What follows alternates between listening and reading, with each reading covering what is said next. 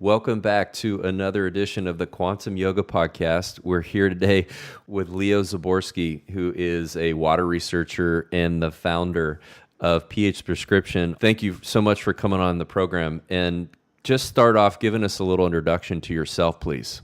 My name is Leo Szymborski. I've been in the water treatment and purification business for over 30 years now. I'm a third-generation plumber by trade. I've came up through the industry of plumbing and water treatment through our family-owned business. I've developed several systems that are still currently being used today. Acid neutralizers for adjusting pH on water, where a lot of areas like in the Northeast, we had a lot of acid rain due to all the industry up there like DuPont and Monsanto. And we did a lot of chemical cleanup from wastewater and also chemical dumping that's been done over decades and damaged our ecosystem. And in my travels and my journeys throughout this water treatment and purification, I found out for many, many years, all the water quality associations would say that the cleaner the water, the better. And that's partially true. Partially meaning that clean water is important. Just clean water would be my second choice. Water that has been not only cleaned or comes from a clean source doesn't always mean it's healthy. And healthy water is when you have the proper amount of minerals, negative ionic charge on the water, meaning the water has a negative ORP or it has an abundance of hydrogen in it. Also, and it's the structure of the water, the size of the clusters or the surface tension. And when it's structured, it'll hydrate you much faster. It'll reach your intercellular parts of your cells to get you going and make you feel great. Flush the toxins and waste out of your body. Has a lot of properties. Just purified clean water is good for you, but it doesn't mean that it's going to get into you cellularly. It doesn't. It's not giving anything to you or adding any benefit to your system, and it can actually tax you because your body has to convert it into what's called living water or water that has a negative charge. So an abundance of just purified clean water in the long run could be dangerous because it would demineralize you and cause other health issues. Now, that being said, I remember the first time that I was listening to someone talk about healthy, energetic water, and the first thing they knocked on was reverse osmosis water because they said it's dead, lifeless water. And it insulted me because most of my work has been with reverse osmosis, whether it be kidney dialysis or seawater desalination or even common drinking water for the home. But when I found out, that I wasn't looking in the right direction, that is very clean water. So let's figure out, okay, if reverse osmosis does such a good job of cleaning the water, why don't we do a good job of putting back what's important, like basic minerals, calcium, potassium, magnesium. We also use a touch of sea salt, which has all the different ionic minerals in it, and structure that water and put a negative charge on it, and then we have basically the holy grail of water. We have it all. We have the best of the best. And so in my last 10 years of my journey has been to supply clean, pure, structured, available, negatively charged water to people in many different forms, whether it be from just a simple countertop drinking system to a couple different systems that would go underneath the sink to whole house even. And now we're taking it one step further and providing this water transdermally in a shower, and we're also working with swimming pools so people can get that same therapeutical benefit in their pool chemical free. That's going to take a while for commercialization. They demand there's some chlorine in the pool to this date for health reasons, but an individual can use this in their home. There were a bunch of terms that you used that I'd like to just clarify for some of the listeners because I understand what you're saying, only just. And I've been kind of digging into the water research recently, and there are so many terms that are used largely from from marketing front to get people on board with things. You mentioned living water, structured water, and microclusters. And I wonder if you can break this down into a little more detail, what these terms mean. Yes, sure. Living water, the best way to explain living water is living water has a negative charge, just like our body does. It can be measured in millivolts. If you take a freshly picked tomato and you put a ORP meter into the gel of the tomato, you will have a negative voltage of about negative 25 millivolts. The water that's in our body should be running at a negative 25. The fluids in our body should be running negative 25 or even higher. And that's meaning that it has energy, that it's alive. Fruits and vegetables are a good example of that. When you fresh pick your fruits and vegetables, they have the highest antioxidant negative charge on them. But when you let them sit on your counter, they basically will rot away in front of us over a period of time. So our body is just like living water and a living vegetable. It's just like how our body has to have this negative charge. And most people will drink things that has a positive charge, and some of the worst things are like soda, has about a positive 500. So to convert that to a negative 25, to balance it out to our homeostasis, our body has a tremendous amount of work to do to break that down, and it has to convert it. And now what we've done is we've converted the water to as high as negative 600 millivolts for drinking, and it's tax-free income to the body. So we're giving the body what it needs, and it can use those electrons to support other systems and reduce the oxidative stress, reduce the inflammation, which also, when you reduce stress and inflammation, you reduce disease. So living water is very similar to a living fruit or vegetable. Love that. And then the other side of this, which you did mention already, is structured water, microclusters, and surface tension. Are they all relatively synonymous? Actually, yes, they all run in the same theory. The surface tension of the water. I don't know if you've ever done a chemistry experiment where you take a glass of water and you can actually fill it to the top and take a dropper and just keep adding water to it till that water is bellowing at higher than the glass, and it won't let go. Right? It sits there and it's like almost got like an oval shape on top of the glass that you can see, until eventually you have enough that it breaks free. But that's surface tension. That water is got large clusters and it's holding on to itself. It has its own potential. So when you structure that water or break the surface tension or the bond of that water, you can't do that. You get right to the edge and it runs over because the molecular makeup of that water is much smaller. And that's the size of the water generally will run anywhere from 12 to 20 molecules of a cluster, and our water can be anywhere from 4 to 6, depending at any given time. And the best way to measure that is with an NMR, nuclear magnetic resonance, and you can measure the structure of things. And they do what's called an O17 test. I didn't realize how deep NMR went and how many different tests they had. Even an NMR expert didn't know what to do when I brought the water to him to test the structure of water. He goes, "What test do you want me to do?" So I did the research, and it's called an O17.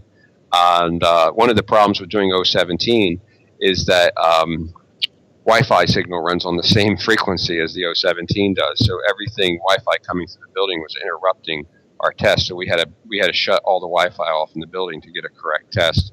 But he was really, really excited about it because the guy I worked with, he did a lot of testing on alcohols and the quality of like distilled alcohols and different things. And we played around with the structure of different things that he looks at. And when he saw that our structured water had a 41 hertz half width, which was extremely small, and he thought it was a solvent. And I drank it right in front of him that it was just water.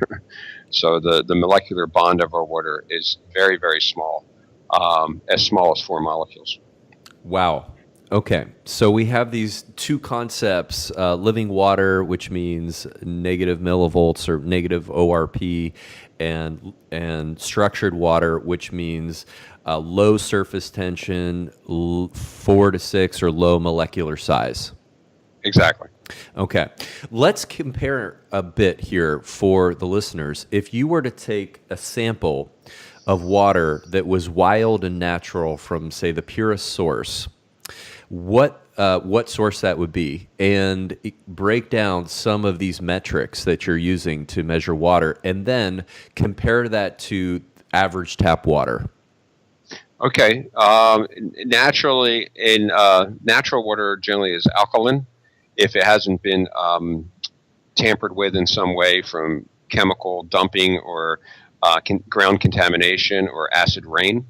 You'll see that water in its natural state, what they call healing waters that you'll find around the world in different places, the quality of the water is generally alkaline. So the pH of the water, meaning, is above 7.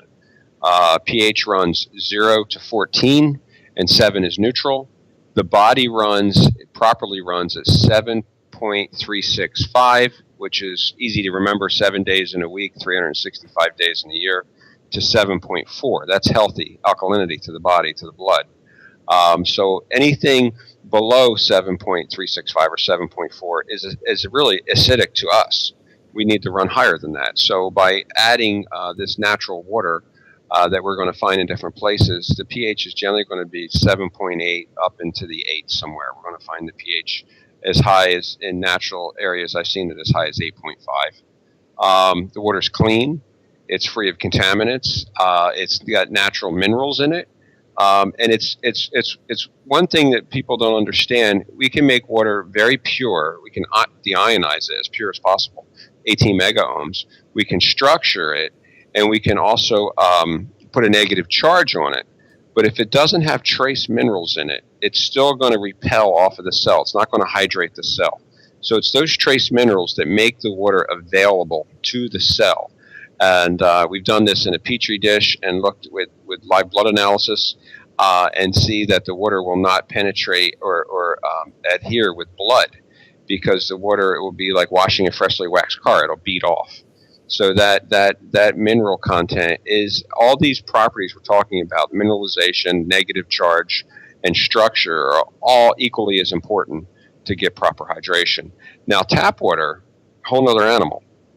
Tap water is I call it toxic soup. I can't, there's no better word for it, because, you know, when you look at your tap water and you look at your water quality report, and every city has one and they produce it every year, it'll tell you what they've been in violation for. It'll tell you what they passed for. And you're going to see all these different things on there that you're not going to understand. Chromium-6 is a big deal. It basically says they don't do anything for it. Most cities don't even touch it. You're going to see fluoride is in most major cities. A lot of cities have removed it so far, which has been a great thing. But fluoride's probably one of the most toxic substances in our tap water, and it's being added. It's more toxic than lead, and they're allowed 4,000 parts per billion of fluoride when you're only allowed 15 parts per billion of lead. Arsenic, we're allowed 50 parts per billion of arsenic, but it's more toxic than lead as well. But the concrete culverts that the water lines go into contain arsenic. So they raise the standard because they know that they're getting it from, you know, the pipes and the concrete where the pipes come together and meet to run in different cities. So when you mix that with chlorine, chloramines, ammonia, and just go down the list of chemicals in our tap water, it's really, really scary, because if you look at the chlorine in your swimming pool, and this is a good example for people, the chlorine in a swimming pool, the ideal chlorine is 1.5 parts per million. The ideal chlorine in your tap water is about 4 parts per million, which is almost 3 times as high as a swimming pool. Now, what most people do after they get out of their swimming pool is go take a shower. And they're hitting with 3 times the concentration that they just got out of. Now, the reason why tap water doesn't smell like a swimming pool, because the chlorine concentration, is because they add ammonia to it as well. And when you put those two together, you can do an experiment. I don't recommend anybody put chlorine and ammonia together and sniff it. But if you put a drop of chlorine in a glass of water, it'll smell just like a swimming pool. If you put a drop of ammonia in it, give it about 10 minutes, and then just smell it carefully, it'll smell just like tap water, because they cancel each other out. And then there's other gases that are caused by all these chemicals. It's trihalomethane, which is THMs. And it's a proven fact that women with breast cancer have 60% higher trihalomethanes in their fat tissue than women who don't. So just by bathing in tap water, it's extremely dangerous because the molecular weight, the things that will go into your dermis, your epidermis, and your bloodstream, anything with a weight below 150 is going to enter into your bloodstream, and the molecular weight of chlorine is 35.4. So anything with numbers that are below 150, you're transdermally getting it right all the way into all your cells. So what a great way to deliver something that's really, really horrible into the body through our tap water. It's like a Trojan horse, and the body, because of the chloride, the body doesn't reject the chlorine. It doesn't put up an alarm system. It's not afraid of it. It doesn't realize it's toxic or it's dangerous. So your body has no defense mechanism against it. It just allows it in because it will absorb the chloride.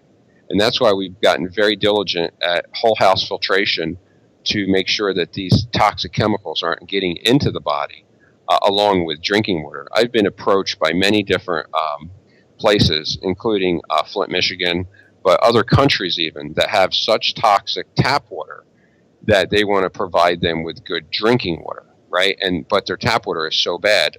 Sri Lanka, a great example. They have pesticides in their water so bad, 1 out of 3 people are on kidney dialysis there. And when you're over 55, you're not even acceptable for kidney dialysis. You're done. So what they're doing over there is they want to do a drinking water program where people can come into town, fill up their buckets, and bring them home and have drinking water. And my thing to them was, if you're not going to provide water for them to bathe in, you're not going to stop the mortality rate, because these pesticides have a very low molecular weight, and they're still going to be getting kidney failure from bathing in this water, 5 times higher than drinking it. So it's very important that people understand that the water that they bathe in is so much more important than the water they drink. Not saying that it's not important what you drink, but there's a saying that if you wouldn't put it in your mouth, I wouldn't put it on your skin. Wow. Okay. Yeah. Well, you clarified the toxic soup. So, let me just reformat my brain right now. Okay. Let's talk about pH. Because this is a really big marketing term, and I hear people talking all about alkaline water, and I'm still not entirely convinced that alkaline is really an important metric, or having highly alkaline water is a really important metric for health. And it seems like the more important metric is this ORP. I wonder if you can speak about those two things in relationship to one another. Excellent. Yeah, ORP and pH, when it comes to mediums or ionizers, water ionizers, everybody's heard of these water ionizers. They sit on your counter, and you plug them into the wall, and they create a voltage across negative and positive plates. And they split the water. They split it into H positive, which is acidic, and OH negative, which is alkaline. And the more energy you put on these plates, the more negative ORP you can get out of this water. But it's the more alkaline the water will be. And when the water is acidic, it has a positive ORP. ORP stands for oxidation reduction potential. So it's acting as an antioxidant by providing electrons to the body to fix an impaired electron and to knock out a free radical.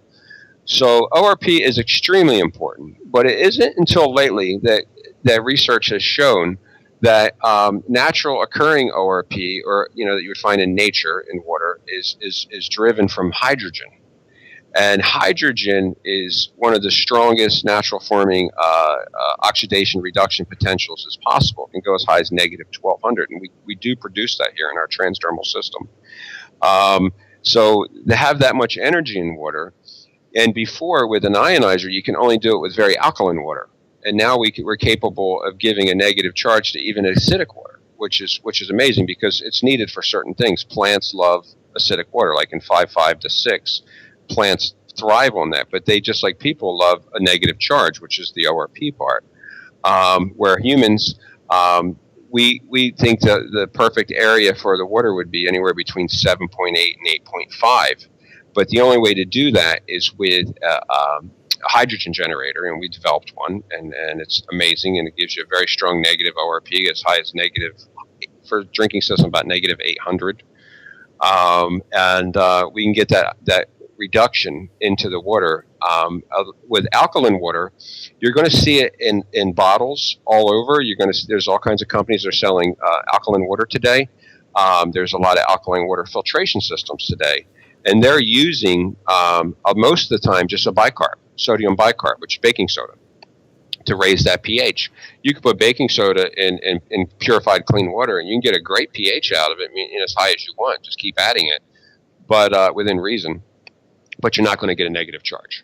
You're not going to get that antioxidant health benefits from that negative charge. So yes, the ORP can be one of the most therapeutical parts of this equation, but you got to be careful because it also can be chemically done with different materials that are available, and it's been used we talked about before. Miller High Life used sodium boron hydrate 4 to keep the beer from oxidizing because they put it in a clear bottle, and the beer itself had a negative ORP, but it doesn't mean it's good for you. It's chemically done. So to do it properly, you're creating hydrogen, and the hydrogen is going to create the negative charge, and it's very safe. And you can, with minerals, you can control the pH anywhere from 7.5 and up, depending on what you require. Let's talk a little bit more about pH and minerals. And you talked about using RO to initially clean the water, which is pretty standard, right? The RO is pretty standard. Okay. And then you need to add minerals back because that pretty much makes the total dissolved solids come close to zero, correct? Exactly. Yep. Okay. So you're adding minerals back. Can you talk a little bit about the mineral ratio that you choose and why that is? Excellent question. When you use reverse osmosis, distilled, or deionized water, there's 3 types of water. Reverse osmosis would be the least purification. It's very good purification, but it's going to take the water down to less than 10 parts per million of solids. A distilled will take it to 0 parts per million of solids.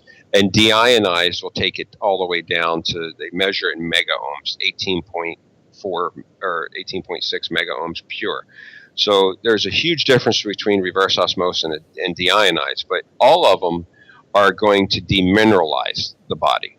And the other thing is, with reverse osmosis, when they're removing the minerals and all the bad stuff too, there's generally CO2 left behind.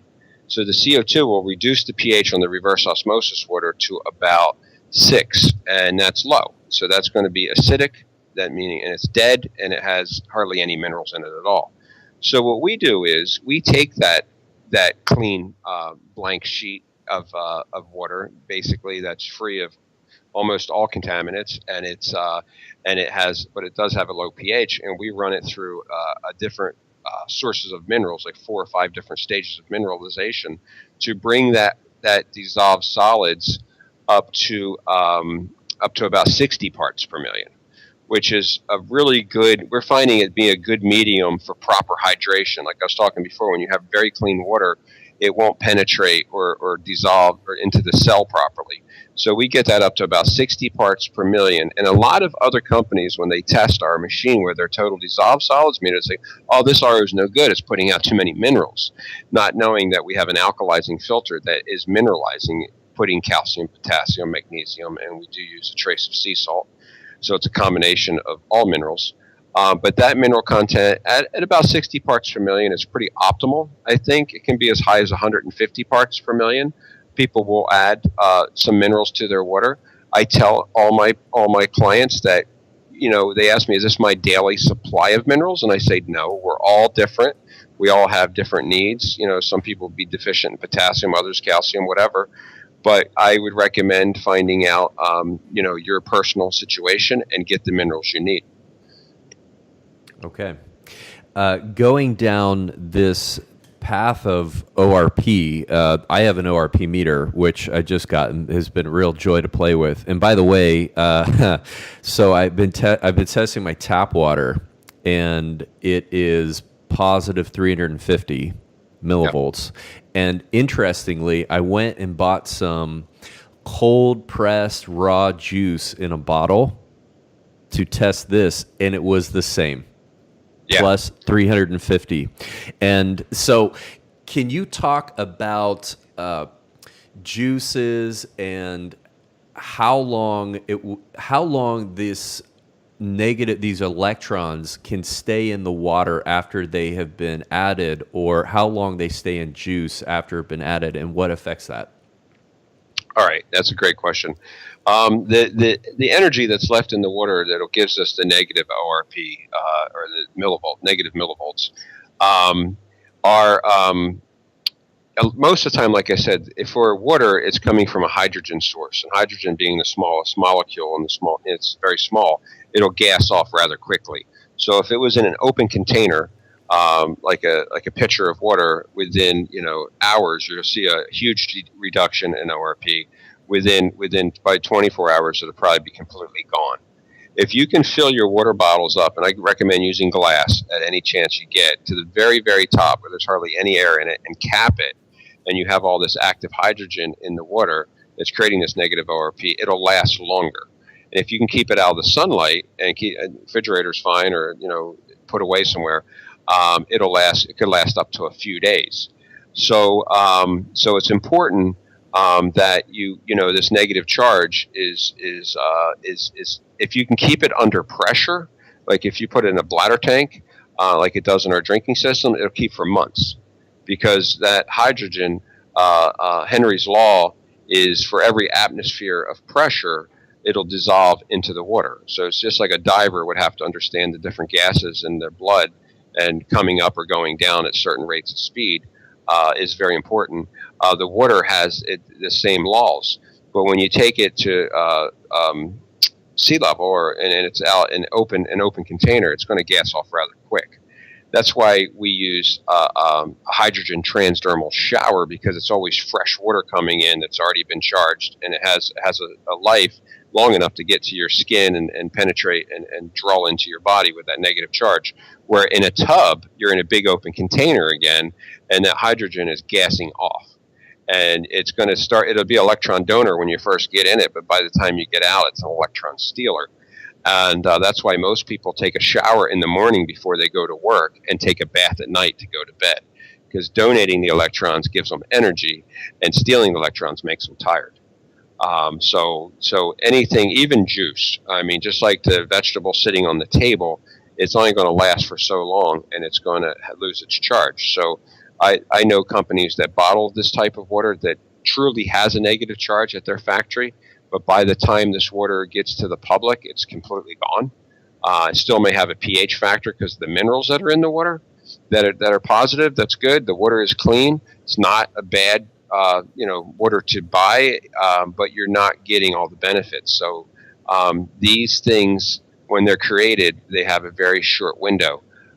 Where we also have material that you can put into a bottle of water that'll create this charge in your bottle of water, and we actually have a material that we're adding to part of the bottle for these companies that want to market this bottle with a negative charge and have it last for months at a time, because it's going to be gassing off the same material we're using for our drinking systems, for our transdermal, for pretty much anything we use with water. How does temperature affect these different metrics, especially ORP, or does it affect it at all? Yeah, hydrogen levels are better in cooler temperatures, but it's not comfortable taking a cold shower. You know what I mean? So if we can get the hydrogen levels up, 600 to 1200 negative ORP, when you're taking a hot shower, you may lose 10 to 15% from where it's being produced by the time it gets to you from the heat. But overall, not a lot. Okay. Circling back to surface tension, is the same phenomenon exist once low surface tension is created, it stays that way, or will it change? For example, in a bottled water scenario, like if you were to buy spring water from a really good source, and then it takes, I don't know, 2-3 weeks by the time you drink it from bottling to your mouth, will that surface tension change? It does. And pH changes too, but it changes a lot slower than the negative charge. So, and I've proven this because they've done the NMR testing that we talked about earlier in the surface tension of the water, or the structure of the water, by doing the NMR testing with a half width. We can take water that, I remember I was there on a Friday and I left the water there, and we retested it on Monday after it had already gone. And the reduction from 41, it went like to 46. So we were seeing it slide back. It originally was 128.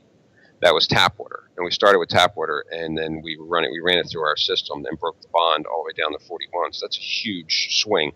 So, and then days later, it was in the 60s, and days later, it was in the 80s, and it eventually went all the way back to the to about just under 100, because part of that 128 was toxins and other garbage in the water that we removed. So that didn't come back. But the surface tension did change over a period of time. Probably took about 3 weeks to completely go back, and the pH did the same thing. But the charge, because it's hydrogen based, it's only going to last, unless it's chemical. If it's chemically charged, it'll last like they did with beer. It can last for months, if not longer, because it's not really giving you that electron you need for the antioxidant properties you're looking for. It's just being manipulated by a chemical. But natural negative ORP, or natural negative charge, or millivolts, are going to be created from a hydrogen source. To create surface tension, this is vortexing. Is that correct? Yeah. Well, when you're vortexing, it's also structuring. So you're making the water. If you could see it molecularly, it's almost like these little hexagon, cubes, and you're breaking them down instead of being something that's out of shape and improportionate. It's like this big globular that it looks horrible. So by bringing it down into each proportion is smaller, but no, that is breaking the surface tension, because it's even though it's stacked better, the surface tension will be lower, because it's not like. It's like a lily pad floating on the water. A frog will sit on it, and that would be a cluster. But you take that away, it's just going to sink. You know what I mean? It's just going to be, so it's going to be like, it's smaller. They're all going to be smaller. So no, it does. The vortex is going to reduce surface tension as well.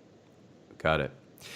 Let's talk about something that is potentially a little more esoteric, which is water memory. And some people may be familiar with Dr. Emoto's work, who really kind of blew this up with freezing water and looking at the ice crystals and the shapes that they made with different types of messages that were sent to them.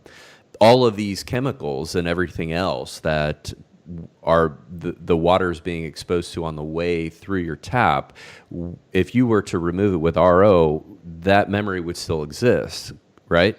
You're correct. Yeah, memory is a really tough one, and I know quite a bit about it, but it's a tough one to prove. And how Emoto did it was genius. How he froze it, and you've seen the structure of these beautiful crystals, and it had to do with intention.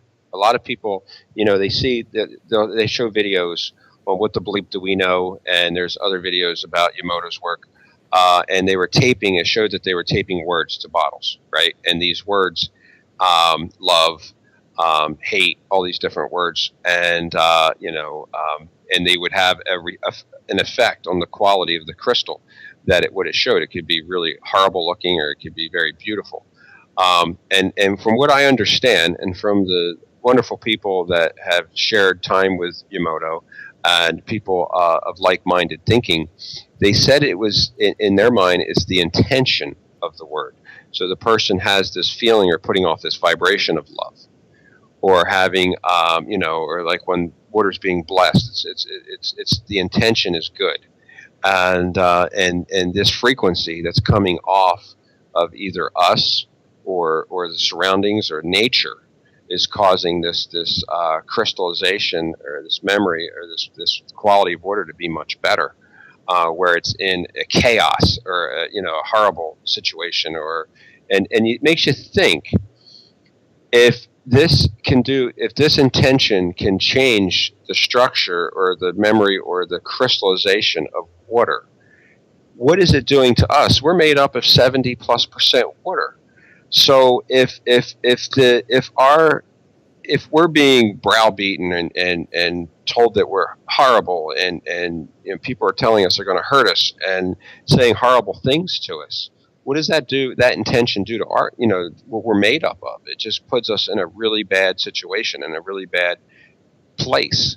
And it's our own intention and what we decide to keep around us that keeps us, at peace and healthy and happy, because these negative things can create very powerful effects on the molecular structure and as he showed, by flash freezing and creating the crystallization of the quality, just by having good intention, good thoughts, good feelings, and being in balance.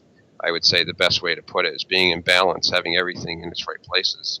The water it would just look so beautiful when you break it down that way.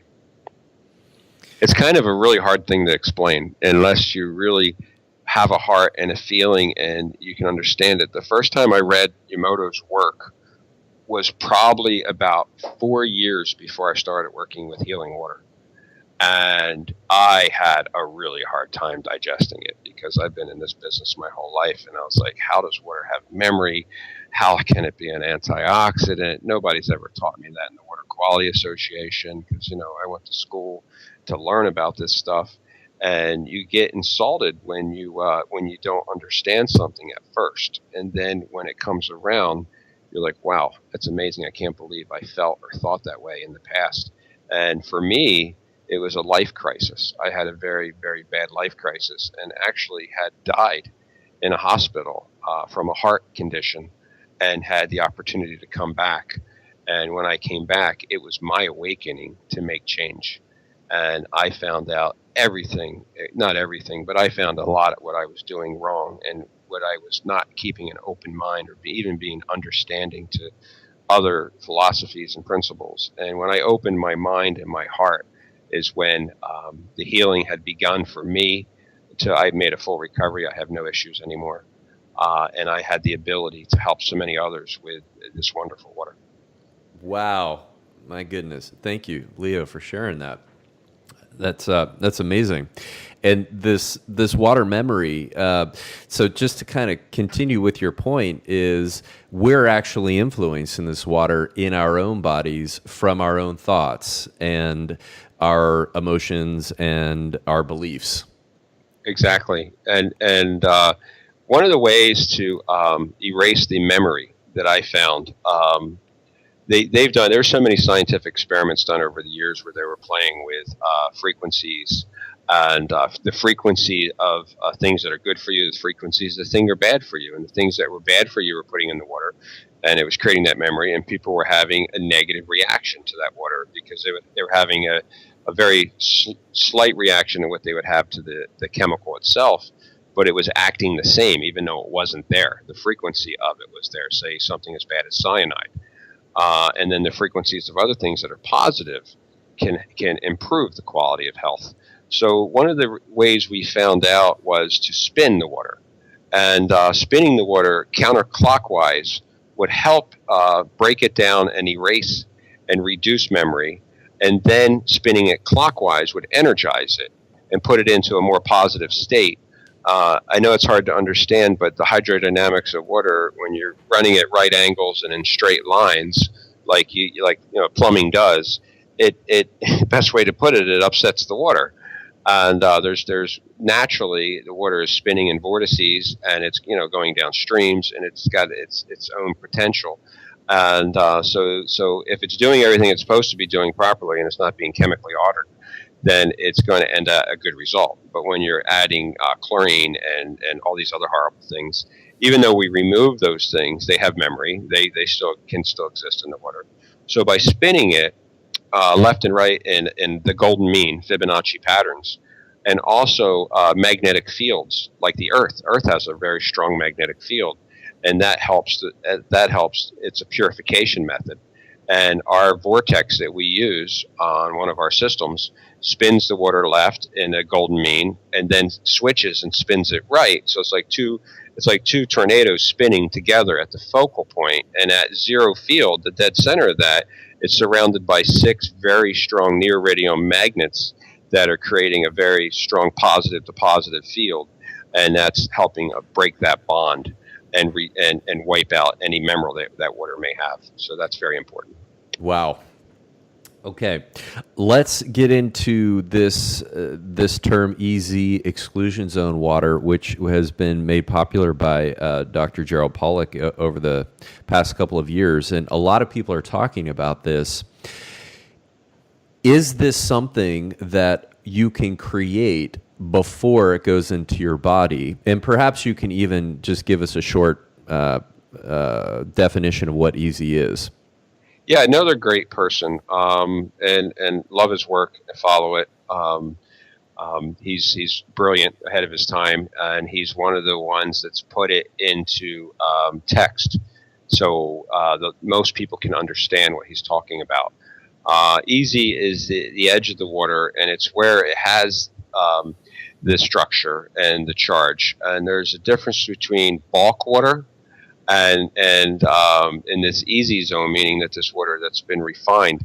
Bulk water, if you look at people who are, a lot of people who are diabetic and have other diseases they're dealing with, their ankles are swollen and their legs are swollen, their whole body can be swollen, and they're carrying all this bulk water. And the water is not penetrating intercellular. It's just extracellular, and they're not getting hydrated properly. They're very dehydrated. They're very acidic. But when you're dealing with water, easy water is basically structured water is what it is. And when you're dealing with this water, the term is EZ. It's hydrophilic. It's loving. It's the water is it's right there where we're talking about with intention. You know, the water is just in its right place, and it helps proper hydration. It energizes you. And it just gives your body exactly what it needs. I deal with so many people who are so dehydrated, and they drink gallon plus water every day, and we put them on a meter that measures their inner and outer cellular hydration, and almost 9 out of 10 are intercellular dehydrated. And we get them on the right water, which would be easy structured / mineralized. Within days, their balance of that cell is intercellular hydrated as well as extracellular hydrated, and then that actually comes into other beneficial properties that can improve phase angles and things like that of their body cells. So easy water is a term for water that has the structure, and it's water that is bioavailable and readily used by the body. And bulk water is water that is just it's going to wet your thirst. That's about it. You're going to get it, and you're going to carry it in your stomach. I've had people drink my water glass after glass, and they never get that sloshing feeling in their stomach like they're bloated from the water. And when you take bulk water, water that is just full of garbage, and it's got long molecular chains, they drink it, and their body won't absorb it, and it just sits in their stomach until they pass it, very slowly to osmosis through the body. And so easy water is water that's bioavailable. I got it. How does one measure easy water? Is that something you do at your lab? No, it would be the same as NMR, nuclear magnetic resonance. They can measure dime weight. There's all kinds of ways to make it to see that. Some of the things you can do at home, and people have done it. They take our water and they'll mix it with sesame oil or palm oil, and the water will penetrate the oil and break it down. And the first thing you learn in science is oil and water don't mix. But when you take water that has been structured and has a very small molecular bond, it can penetrate that oil and break it down, so it will mix with the oil. You take any other water, you can take bottled water, you can take almost any other water, and you mix it with the oil. You'll see them separate. The fat will lay on top, and the water will be on bottom. And another thing too is we use, how you steep green tea. You take green tea, and a wine glass is excellent because it's crystal clear, and you can put water in both and use pH prescription water in one, and use bottled water. It doesn't matter what you want to use, tap water in the other, and you put just room temperature. Put the tea leaves in there. Put a handful in each, or a pinch of each, and you'll watch our water absorb the color of the tea. It'll turn brown, green, so much faster. The other will just lay on top, and the tension of the water is so high that it won't absorb it. So the water is so bioavailable, it's drawing the tea into it, because once you saturate something, you can't add no more. There's a saturation level of garbage that you can put in water, and you can't add no more. But when you reduce that, it will help the body. It'll hydrate you and flush your toxins and waste out of the cell. And I had a guy call me today, just put our system in a few days ago, and he says, "Man, I'm going pee like every 20 minutes. What's going on? But I feel great." And I say, "Well, you're getting hydrated, and you're forcing those toxins out of your inner cells, and your body's way of getting rid of it is going to the bathroom." And I said, "It'll stop probably in a couple of weeks." I had the same problem when I started this type of water, and I drive all the time. So I was always thinking, where's my next stop going to be, just in case, so I could make it. But you go through, and that's the worst reaction you get from the water, is you have to go to the bathroom more often at first. And it's a lot of diets, or a lot of detoxification things people do. They go through a Herxheimer's reaction, where they get sicker before they get better. And with the water, it hasn't happened. People who drink our water will go to the bathroom more at first, but they don't feel off. They actually feel better from day one. Now, you mentioned bioimpedance as a way to measure inter and extracellular water, and that it's the water that's inside the cell that basically defines hydration. Mm-hmm. Is that correct? Yes. And so the other major thing that we're talking about here is ORP, or electrons. How do you measure electrons in people's bodies, or is that something that you do at your lab? In other words, how do you measure the effect of negative ORP on someone's body? How you can do that is there's a few devices that can measure the voltage. You can measure the voltage of a bioterminal. I'm going to give you some great information. Dr. Jerry Tennant had written a book called Healing is Voltage, and he's developed a tool called a biomodulator. A biomodulator has all kinds of accessories you can put on it, but you can actually take the biomodulator itself, and he calls them bioterminals, and other people would call them chakras. Saying basically they all run to the same nervous systems. And you can measure the voltage of each one of those terminals, and it'll tell you where you're lacking voltage. And then there's a guide to go to, and if you have different terminals that are ill and they're not providing enough voltage, they always go back to an organ or something like that, and you can go and you can trace it all the way back to your spleen, your pancreas, your heart. I was working with a friend and an MD. She was having some issues, and we did a telephone conference with Dr. Jerry Tennant, and he told me to test certain areas of her, and we found out that she had a problem, and it was from a cavitation in one of her teeth, and it was unbelievable. And we found this all out through measuring her total body voltage, and that had to be taken care of. And once it was taken care of, she regained strength in her arm. She also she was having a vision problem because of it. So by looking at the body's voltage and using these tools that are available to us, we can see that there's a problem. The one great thing about the water is that it'll provide that negative charge to the body, and it will actually help feed our power packs. We're like a big battery. And it'll help charge us up. And that's what happened for me with my heart condition. I was lacking in voltage. Heart runs on negative 435 millivolts. The only water I could get my hands on was in the low negative, like 50 to 25 millivolts. And we just kept working until we got the water up. I was going for 435 because of my heart. And then we surpassed it, and we got up pretty quickly up to around negative 600. And it wasn't until the last year that we figured out how to get as high as negative 1200. But the body's voltage is very important, and it is measurable. And the biomodulator is a great way to do it. Yeah, just to let you know, I have been measuring my body with a GDV camera since I've gotten your water, and it's gone up about. So this measures in joules, and if I just look at total body energy in joules, it has gone up probably, that'd be 20%. Has gone up 20% from drinking. I think I'm drinking probably somewhere about 2.5 liters a day, and this has been my second or third day drinking it. It was significant. And so these are the biophoton emissions from the fingertips, which relate to the meridians. That was awesome. Yeah, you told me about that in our last conversation. We need to talk about that more.